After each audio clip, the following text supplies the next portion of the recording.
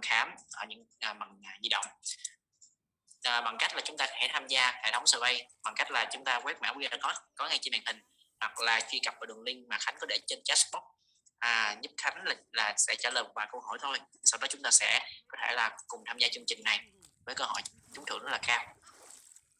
Vâng, và cảm ơn các anh chị trong ngày hôm nay đã tham gia, dành buổi chiều ngày hôm nay tham gia nhiệt tình cùng show tips đến giờ này.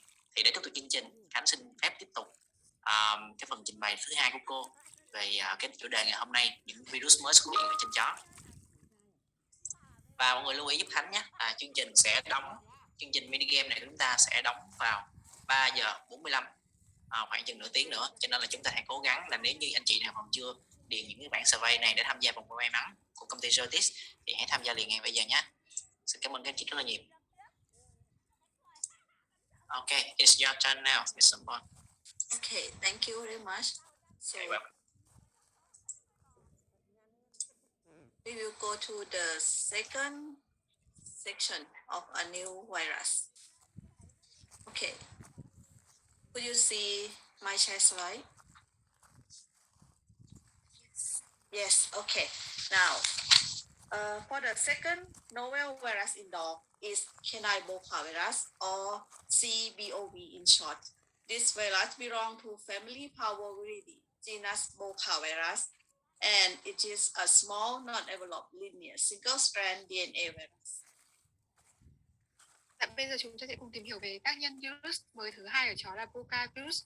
Virus này thuộc họ Parvoviridae, giống Boca parvovirus. Virus bản chất là một DNA mệnh đơn thẳng rất nhỏ, không có vỏ bọc ạ. And as it belongs to the family Parvoviridae, typically it causes disease of the gastrointestinal tract, respiratory tract, and reproductive failure. Moreover, recently we already published that canine virus genotype 2 is associated with encephalopathy in dogs, as shown in the topic here. Và vì nó thuộc họ Parvo nên gây bệnh khá đặc trưng ở đường tiêu hóa, đường hô hấp và có ảnh hưởng tới sinh sản. Ngoài ra, nhóm nghiên cứu của cô còn thấy là Boca virus type 2 có ảnh hưởng tới chức năng não chó. Và anh chị có thể tìm hiểu thêm nghiên cứu này theo tên bài báo cô đính kèm phía dưới slide nếu anh chị quan tâm ạ. And for the discovery history of canine Boca virus, the name of Boca virus was derived from combining the name of bovine parvovirus and canine minute virus, in which Boca virus shares some genetic and structural characteristics. In veterinary field, it firstly discovered in 1967 in feces of healthy dogs and named as canine minute virus. Và tiếp theo là về lịch sử phát hiện Boca virus ở chó. Trước tiên cái tên Boca virus này được bắt nguồn từ sự kết hợp giữa tên tiếng Latin của Parvovirus ở bò và Parvovirus type 1 ở chó. Do Boca virus có độ tương đồng khá cao về đặc điểm cấu trúc và kiểu gen với hai loại này. The presence of a novel Boca virus named as CBOV was reported in 2012 with the association with respiratory disease in dogs. Và sự xuất hiện của Boca virus được ghi nhận ở Mỹ vào năm 2012 và có liên quan đến bệnh đường hô hấp.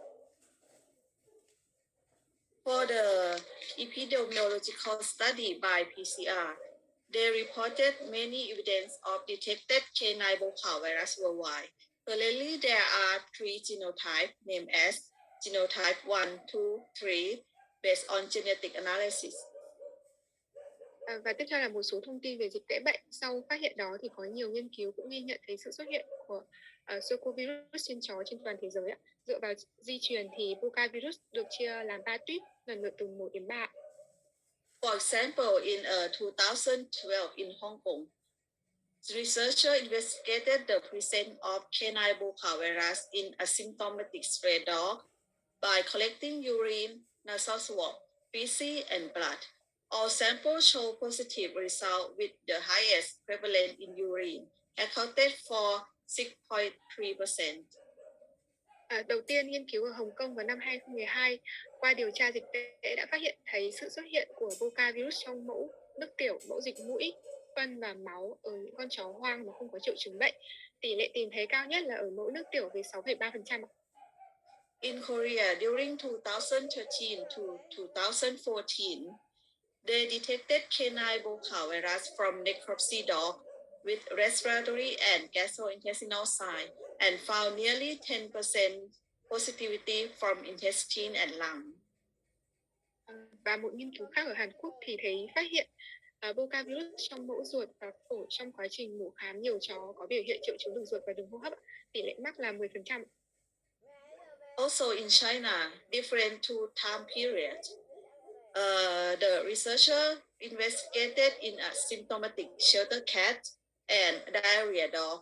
Even in cat, canine buccal virus genotype 1 could be detected with 0.5%, and more incident of canine buccal virus genotype 2 in feces of dog accounted for 7.5%. Và tiếp theo là hai nghiên cứu ở Trung Quốc, trong đó có một nghiên cứu thì tìm thấy Boca virus tuyếp 1 ở mèo mà không có biểu hiện triệu chứng với tỷ lệ là 0,5%, và một nghiên cứu tìm thấy Boca virus tuyếp 2 ở chó có biểu hiện bị tiêu chảy với tỷ lệ cao hơn là 7,5%. As said in our research, we found 1 litter of puppy died from acute severe dyspnea and hemoptysis. After analysis, it's caused by canine buccal virus genotype 2. I will tell you later about our discovery story of this case later. Và tiếp đó là nghiên cứu của nhóm cô ở Thái Lan đã phát hiện thấy Boca virus tuyếp 2 là nguyên nhân gây tử vong trong một đàn chó con sau khi phát hiện các bệnh với triệu chứng và khó thở và ho ra máu. Và cô sẽ chia sẻ chi tiết với chúng ta về trường hợp này sau. For the canine buccal virus genotype 3, the first case is found from the liver of a dead dog with clinical signs of severe hemorrhagic gastroenteritis, necrotizing vasculitis, granulomatous lymphadenitis, and anuric renal failure in USA during 2013. Và cuối cùng là ca bệnh nhiễm Boca virus tuyếp 3 phát hiện đầu tiên ở Mỹ vào năm 2013. Virus được tìm thấy trong gan của chó với các bệnh tích bao gồm viêm ruột xuất huyết nặng, viêm mao mạch, hoại tử, viêm hạch lympho dạng hạt và suy thận. So the route of transmission of canine buccal virus occur via the fecal-oral route, as shown previously. Canine buccal virus had been detected in samples of dogs with or without clinical signs, including feces, nasal discharge, urine, and blood. Dạ, về con đường truyền bệnh thì Boca virus có thể truyền qua đường tiêu hóa, và theo những thông tin cô vừa trình bày ở phần dịch tễ trước đó thì Boca virus có thể được tìm thấy trong mẫu phân, nước tiểu, dịch mũi và máu ở chó có hoặc không có biểu hiện lâm sàng. And the clinical signs of canine buccal virus infection are mainly presented in respiratory system, gastrointestinal system, and reproductive system, either causing neonatal death and abortion. Và triệu chứng lâm sàng khi nhiễm Boca virus xuất hiện chủ yếu ở hệ hô hấp, hệ tiêu hóa, hệ sinh sản dẫn tới gây sảy thai hoặc gây chết cho con non mới sinh. Disease is primarily seen in the young animal, whereas subclinical infection is generally observed in adults. Và bệnh thường xuất hiện chủ yếu ở chó con, trong khi đó chó lớn nhiễm bệnh thường cho thấy các biểu hiện cận lâm sàng. Clinical symptoms vary from acute mortality affected multiple pups in the litter to sudden onset pneumonia, diarrhea, and death. Và triệu chứng lâm sàng của bệnh thì rất đa dạng, có thể gây chết cấp tính cho nhiều chó con trong đàn hoặc có thể gây viêm phổi, tiêu chảy và chết đột ngột. In this table, I would like to show you the clinical sign of single canine buccal virus infection and co-infection with other viral infection. Và tiếp theo qua bảng này, cô muốn chỉ ra cho chúng ta thấy các dấu hiệu lâm sàng khi con vật nhiễm đơn với Boca virus và nhiễm ghép với các virus khác. In the column of age, you can see that all age puppies are young dogs, age ranging from 5 days to 3 months.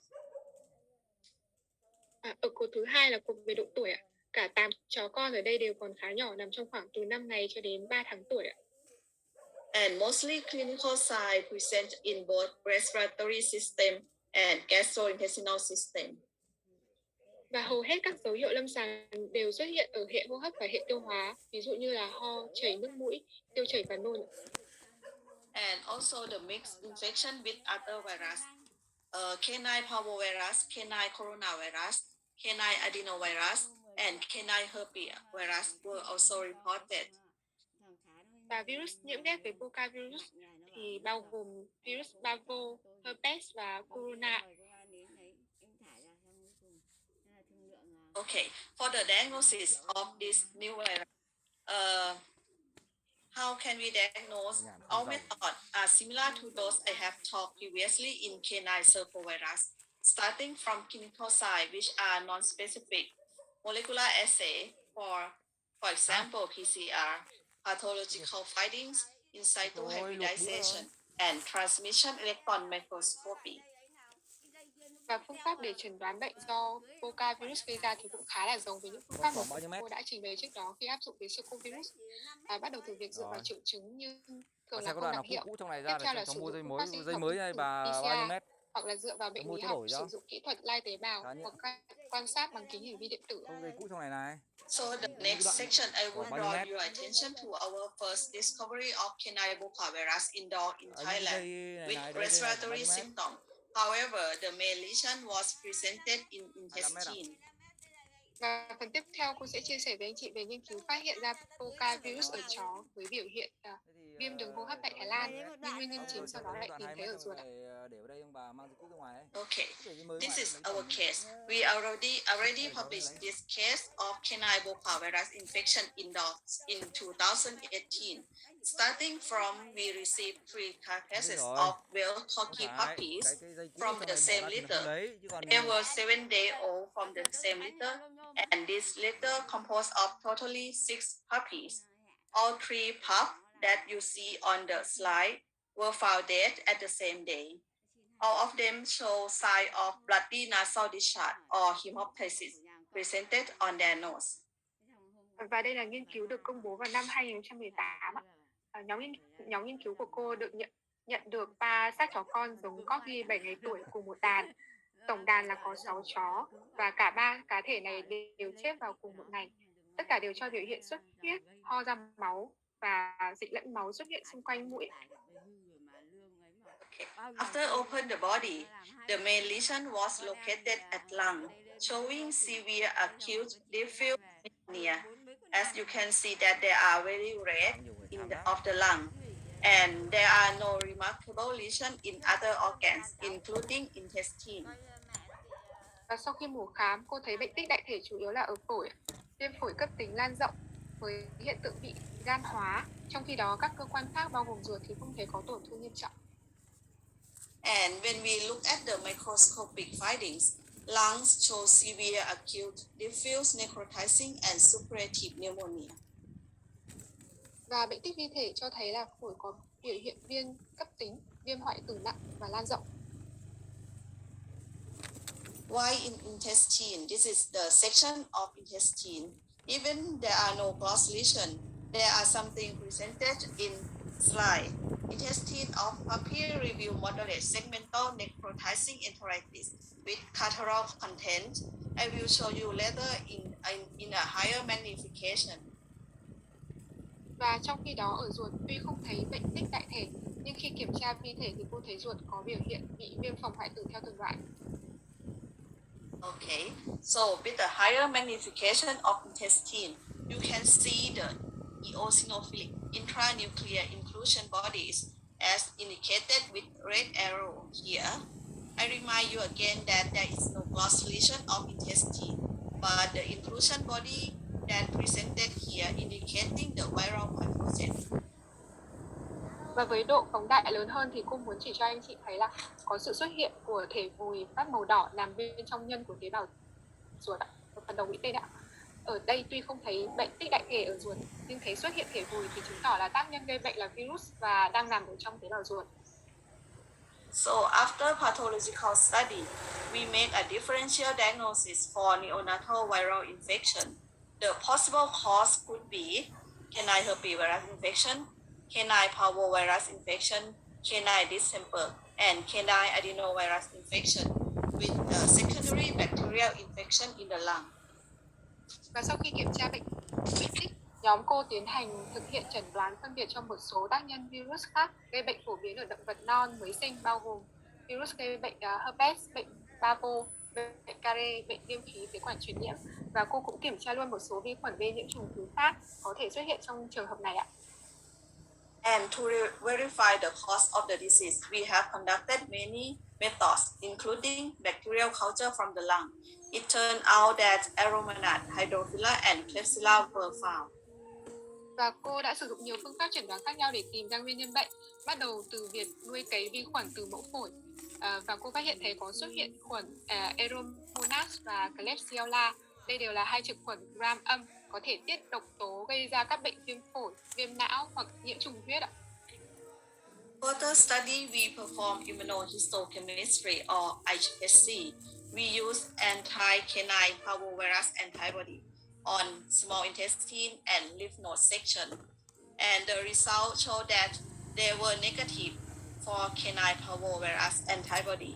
It means that this puppy did not infected by canine parvovirus, and the intranuclear inclusion body in intestine is not parvoviral inclusion. Và tiếp theo là phương pháp hóa mô miễn dịch ạ. Phương pháp này thường được sử dụng để tìm xem kháng nguyên của virus có phát hiện trong tế bào mà mình quan tâm hay không ạ. Cụ thể với phương pháp này, cô sử dụng kháng thể của virus parvo để tìm kháng nguyên parvo trong mẫu tế bào từ ruột non và hạch lympho. Kết quả là âm tính. Vậy thì những chó này không nhiễm parvo và thể mùi nằm trong nhân của tế bào ruột lúc nãy cũng không phải là của virus parvo. So later we perform molecular techniques, either multiplex RT-PCR to rule out RNA virus and multiplex PCR to rule out DNA virus. The results show that they were all negative for suspicious virus such as canine influenza virus, canine parainfluenza virus, canine respiratory coronavirus, canine distemper, canine adenovirus, and canine herpes virus. Sau đó cô sử dụng một số những cái phương pháp PCR khác nhau để đoán đặc hiệu cho tất cả các virus RNA và DNA gây bệnh phổ biến ở đường hô hấp như là virus cúm, care, herpes, corona thì đều cho kết quả âm tính. So all of above investigation lead us to think about there should be another novel virus or virus that we could not detect by our methods. This prompts us to go further with other advanced techniques. Và từ những kết quả đó, cô đoán tác nhân gây bệnh là một virus mới và cô quyết định sử dụng một kỹ thuật khác tiên tiến hơn để phát hiện bệnh này. So the advanced technique we call next generation sequencing or NGS. In principle, this technique will amplify all genetic material in the suitable submitted sample with million thousands of short sequence. After that, bioinformatician will analyze genetic data, and if our suspicion pathogen in there, we will get the sequence of causing virus. Và kỹ thuật cô sử dụng ở đây tên là giải trình tự gen thế hệ mới ạ. Nguyên lý cơ bản là phương pháp này sẽ khuếch đại tất cả các vật chất di truyền DNA, RNA có ở trong mẫu xét nghiệm thành hàng triệu đoạn trình tự. Sau đó một chuyên viên sẽ phân tích dữ liệu di truyền trong mẫu thu được. Nếu tác nhân gây bệnh có mặt trong mẫu thì ta sẽ tìm được trình tự gen của mầm bệnh đó. So in our study, we continue to perform NGS technique, and fortunately, we got sequence of canine virus type 2 from lung of the dog. Và trong nghiên cứu này, sau khi giải trình tự gen thì cô đã phát hiện được trình tự gen của Boca virus type 2 từ mẫu phổi. So, however, we could not truly say that canine virus type 2 is the cause of death of this puppy. We need more confirmatory laboratory results. If canine virus type 2 is the real pathogen, we should able to detect this virus by other techniques. Và tuy nhiên thì cô vẫn chưa thể kết luận được ngay Boca virus type 2 là nguyên nhân gây ra cái chết của những con chó này, nên cô đã xác nhận lại bằng việc sử dụng thêm các kỹ thuật khác. So next step is to do real-time PCR from various organs of the dogs, including intestine, lung, liver, lymph node, and all organs show positive result of real-time PCR. Presented canine virus type 2. Cụ thể là cô sử dụng PCR, real-time PCR đặc hiệu cho Boca virus từ mẫu ruột, gan và phổi, và kết quả là dương tính với Boca virus. Finally, we identify the intranuclear inclusion body in intestine. Using in situ hybridization method, using canine virus specific probe. And we could see the specific signal showing a dark brown color, which is identical location of inclusion body. Và cuối cùng cô xác định lại thể vùi trong tế bào sụp có phải là của Boca virus hay không bằng kỹ thuật lai tế bào. Và kết quả là cô phát hiện thấy tín hiệu DNA của virus với màu nâu ở vị trí của thể vùi. So in conclusion, we could make a diagnosis of these 3 puppies that they died from canine Boca virus type 2 infection. Và kết luận lại là tác nhân gây chết 3 chó này là do Boca virus type 2 ạ. So the last slide of Boca virus is the take-home message again to all participants today. Và ở slide này là những điểm quan trọng mà cô muốn gửi tới anh chị về Boca virus. The first point I would like to mention is respiratory tract, gastrointestinal tract, reproductive system, as well as nervous system are the target organ of this Boca virus. Thứ nhất là đường hô hấp, đường tiêu hóa, hệ sinh sản, hệ thần kinh đều là những hệ cơ quan đích mà Boca virus có thể tác động. The second point is co-infection with other canine viral pathogen is common as same as I mentioned in canine circovirus. Thứ hai là Boca virus nhiễm ghép với các loài khác là rất phổ biến. The third point is molecular technique such as PCR is still the appropriate detection method as similar to the canine circovirus. Thứ ba là PCR là phương pháp phù hợp để phát hiện mầm bệnh này ạ. And the last point is there are no vaccine available in the market as same as the discovery virus in dog, and there are no specific treatment. Only supportive treatment is suggested, for example, fluid therapy, antibiotics, and supplementary product. This treatment information is also based on the data of human Boca virus infection treatment that's shown on this website. Và cuối cùng là giống như virus trước, hiện chưa có vaccine phòng bệnh này trên thị trường ạ. Nếu bị nhiễm bệnh thì chúng ta nên điều trị tích cực, điều trị hỗ trợ như là truyền dịch, sử dụng kháng sinh và bổ sung thêm các thuốc khác theo triệu chứng của con vật. Anh chị có thể tham khảo cách điều trị bệnh do Boca virus gây ra ở người mà cô có để website tham khảo ở phía dưới slide ạ.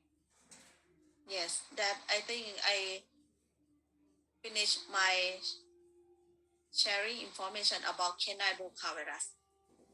So should we have Q&A section for around 15 minutes? Yeah. Vâng, em xin mời ban tổ chức tiếp tục chương trình ạ.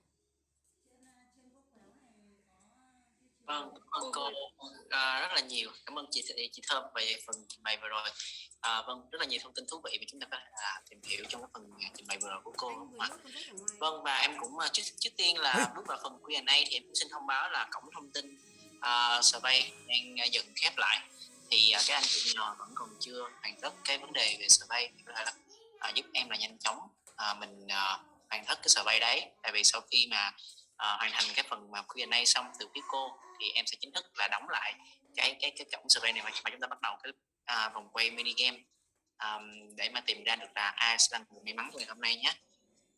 Và bên cạnh đó em cũng lưu ý luôn là hiện nay là có ai nếu như có câu hỏi nào thì có thể là mình sẽ gửi vào phần Q&A giúp em nhé. Tại vì em hiện nay là em thấy là rất là nhiều câu hỏi được đặt vào phần chatbot thì nó sẽ rất là dễ bị trôi tin nhắn, tại vì rất là nhiều tin nhắn gửi về phía ban tổ chức, nên là vui lòng ai có câu hỏi thì giúp em là gửi vào phần Q&A nhé, thì để cho câu hỏi nó không bị trôi, để cho các anh chị đều được trả lời những giải đáp được thắc mắc và các anh chị đã gửi về phía ban tổ chức cũng như là cô Sampon ngày hôm nay. Dạ vâng. Còn bây giờ chúng sẽ bắt đầu vào cái câu hỏi đầu tiên nhé.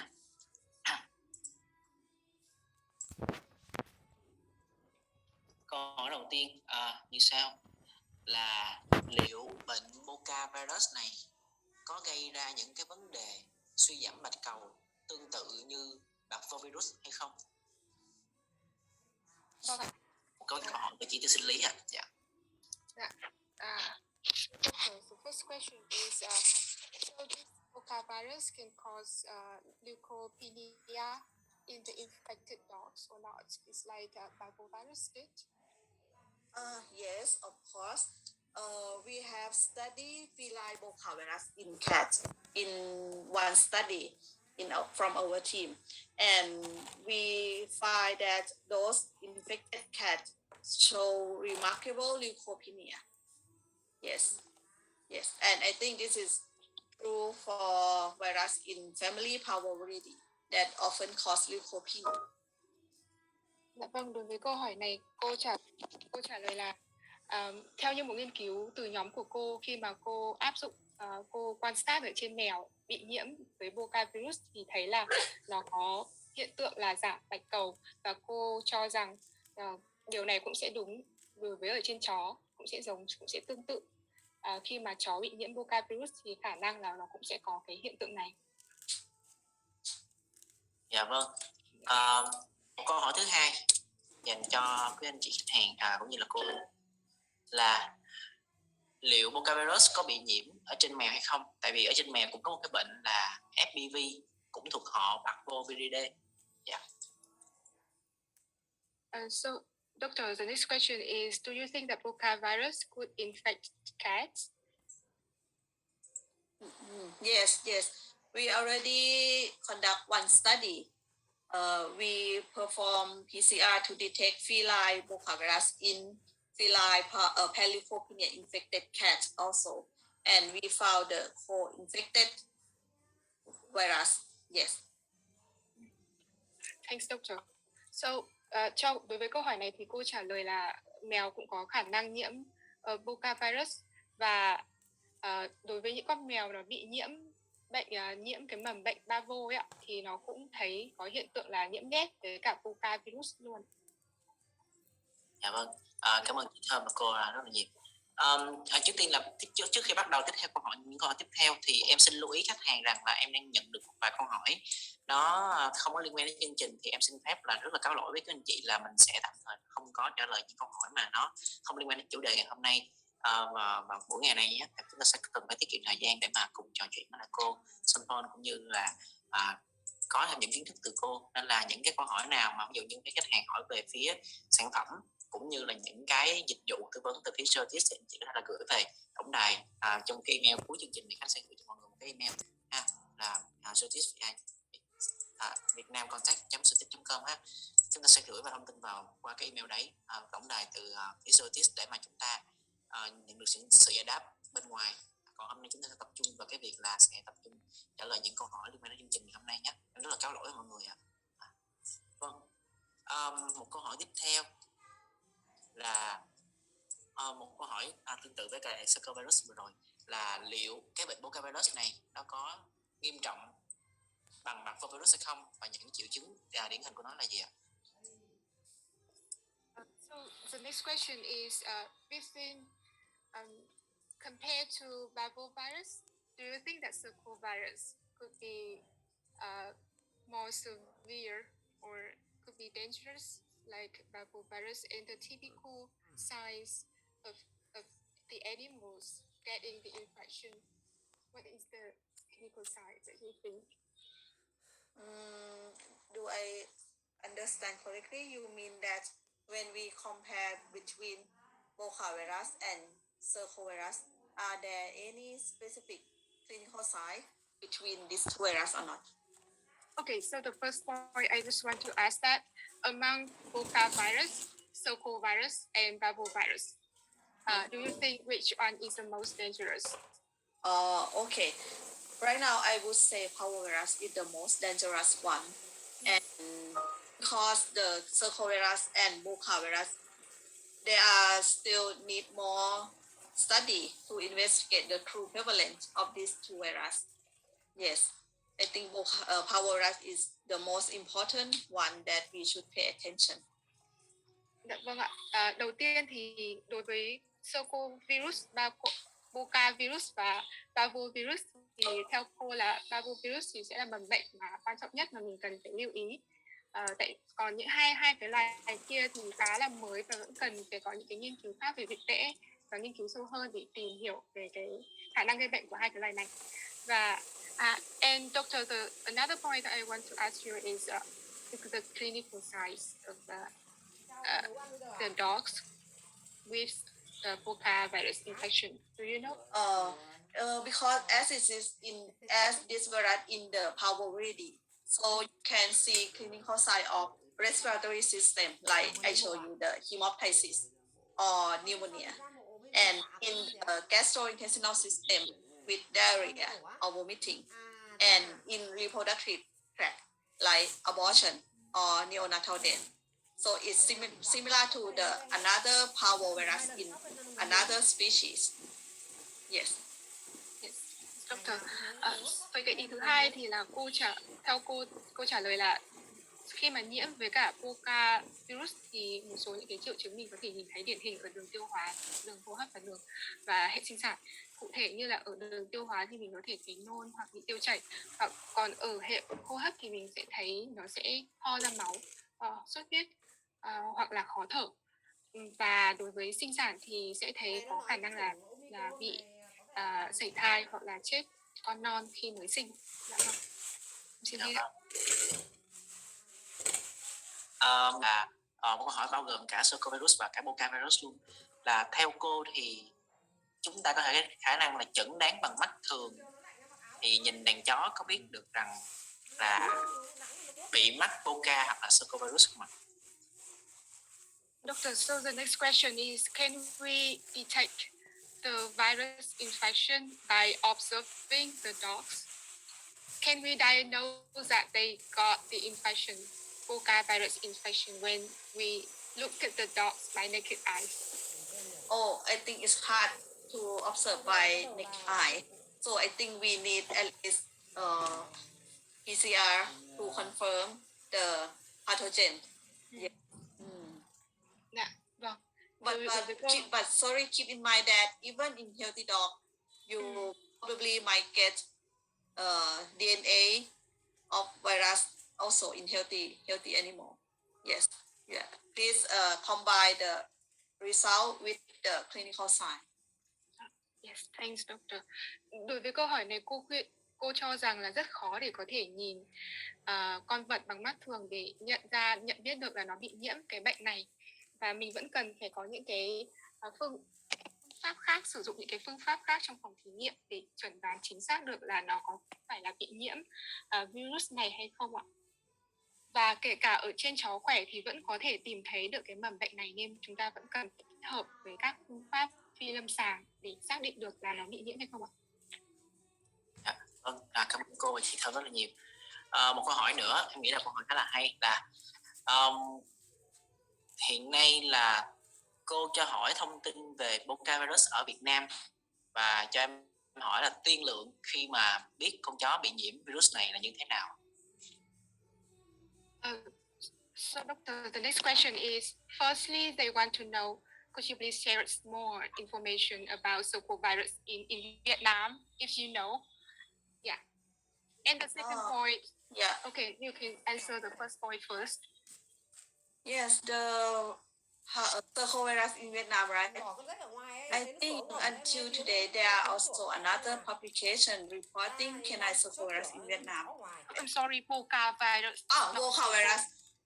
Boca virus in Vietnam. I didn't see any publication until now. Yes, it might be very interesting. Yes. Thanks, doctor. And the second point is that sorry, excuse me. I just remember that from paper of Dr. Tương, he also did PCR Boca virus in canine Sarcovirus. Now you can see the slide, right? Yes, yeah. Yes, he also detect canine Boca virus in PCV2 infected dogs, and he found 5 cases accounted for 6.2%. Yes, in this dog. And this is the vaccination against CPV2. Even you vaccinate against CPV, you still can have CPV2 with Boca virus infection. And the outcome is not severe as Sarcovirus. Yes, when co-infected. Yes. Thanks, doctor. Đối với cái ý thứ nhất của câu hỏi này thì Và anh chị có thể tìm qua cái bài báo mà đang ở trên cái slide này ạ. Cái bài báo này ở tại Việt Nam và cũng có thông tin về Boca virus ở trên chó ạ, với tỷ lệ nhiễm là khoảng 6,2% trong tổng số những cái con chó mà bị mắc bệnh Parvo, dương tính với Parvo ạ. Thì anh chị có thể tìm theo cái tên này để biết thêm thông tin chi tiết ạ. And the second point that they want to ask is, what is the prognosis of the dog with Boca virus infection? Yes, when they have a single infection, I think the outcome is not worse. Yeah, but when Boca virus co-infected with another virus, for example, maybe parvovirus or canine distemper, I think the outcome should be worse and let the dog die from immunosuppression, yes, or secondary infection, yes. Thanks, Doc. Đối với ý thứ hai ạ, là cái tiên lượng khi mà chó bị nhiễm Boca virus, thì khi mà chó bị nhiễm đơn với Boca virus thì nó sẽ, cái tiên lượng nó sẽ không quá trầm trọng. Nhưng mà khi chó bị nhiễm ghép với Boca virus và những cái virus khác gây bệnh đường ruột như là Parvo hoặc là Care, thì khả năng là chó qua khỏi đối với những cái bệnh này thì sẽ rất là khó, tại vì Boca nó sẽ làm suy giảm hệ miễn dịch của con vật, và như vậy thì nó sẽ có thể sẽ dẫn đến tử vong. Vâng, cảm ơn chị Thơm cũng như là cô Sơn rất là nhiều. Một câu hỏi về dịch tễ nữa xin cho giáo sư cho biết là ngoài Thái Lan thì giáo sư có nghiên cứu dịch tễ của virus này ở các nước lân cận khác trên thế giới không ạ? Ở tất cả các nước trên thế giới ạ. Dạ đúng rồi. Các nước lân cận ở châu vâng ạ. Chắc là các nước trên thế giới ạ. Doctor. So the next question is about prevalence, and they just wonder, like, do you have any research in addition to Thailand? Do you have any research in another areas of throughout the world, in another countries? Do you? You mean Boca virus, right? Yes, Boca virus. Yes. May I show this slide again?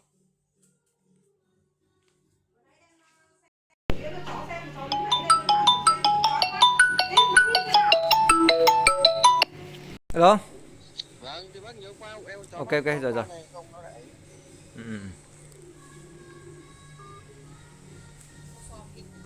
Country, right, and have some incident, but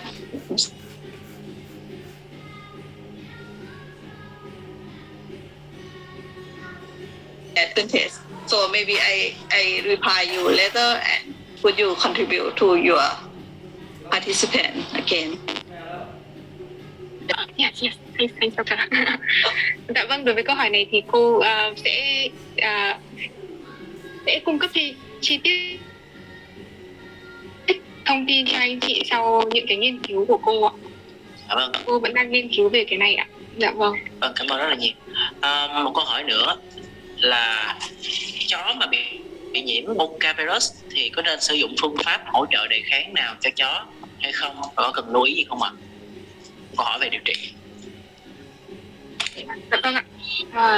So doctor, the next question is about the treatment. So when the dog infected with Boca virus, could you please recommend us any supplements or substance that could enhance the immunity of the dog's immunity system? I think you could use the information based on parvovirus infection. For example, if the dog have leukopenia, you can use we call GM granulocyte stimulating hormone, something that when you inject it, you can increase the number of white blood cells to fight the infection, and providing antibiotic to prevent secondary bacterial infection, and surely you provide a fluid supportive treatment intravenously. I think will be enough for the animals. Yeah. Actually, they want to know the drug or the medicine that could enhance the immunity system of the dogs. If you have anything in your mind.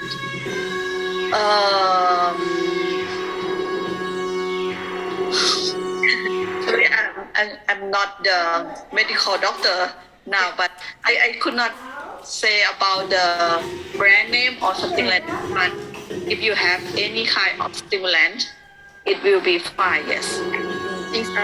Vâng ạ, đối với câu hỏi này thì câu trả lời của cô là anh chị có thể sử dụng những cái thuốc tương tự như là khi anh chị điều trị cho ba cô, ví dụ dựa vào triệu chứng của con